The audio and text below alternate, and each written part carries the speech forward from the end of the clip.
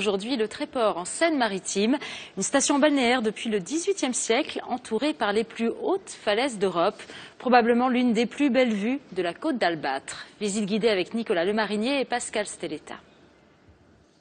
C'est la plus haute falaise de craie d'Europe. Un panorama inégalé tout le long de la Manche.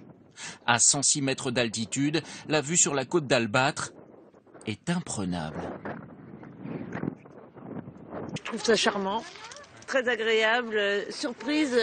On n'imaginait pas les falaises comme ça et tout. Le panorama, tout simplement. Le bateau, l'entrée du port, la beauté du paysage. C'est antidépresseur. Depuis le belvédère, on découvre aussi la ville. Et cet alignement de petites rues, de maisons étroites, c'est le quartier des Cordiers, l'ancien fief des marins. Bernard Laurent est né ici il y a 68 ans dans une famille de pêcheurs. Il explique pourquoi on trouve autant de jolis balcons sur les façades des maisons. Les gens pouvaient se parler. Le balcon, il ouvre la fenêtre, il est à l'abri, puis il discutait avec le voisin à côté, là, sur le balcon, hein, vous voyez, un peu le genre de truc. Et puis, c'était une façon de vivre un peu dehors, parce que les maisons étaient très sombres.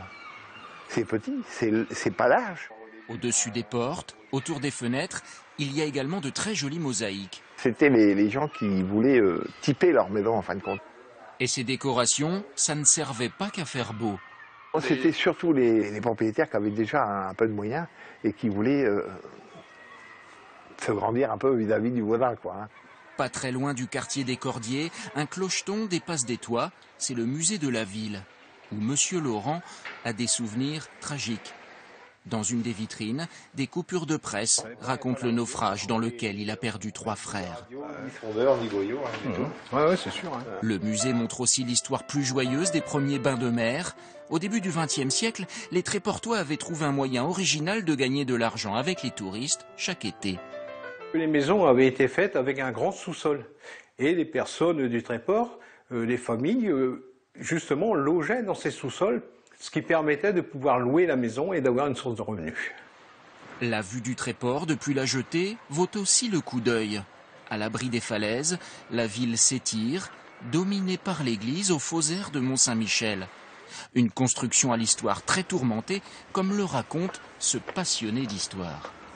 Alors l'église Saint-Jacques est installée sur le site de l'église primitive qui est tombée à la mer en novembre 1360 au cours d'une grande tempête. Elle a connu une histoire mouvementée du fait de notre histoire un peu conflictuelle avec les Anglais qui sont en face, avec aussi les guerres de religion. À l'intérieur, en levant les yeux au ciel, le visiteur découvre le trésor de l'église Saint-Jacques. L'élément le plus caractéristique de l'église Saint-Jacques du Tréport, effectivement, ce sont les clés de voûte pendantes. 5 clés de voûte, toutes différentes, finement sculptées, dont la plus grande mesure 3,50 m de haut.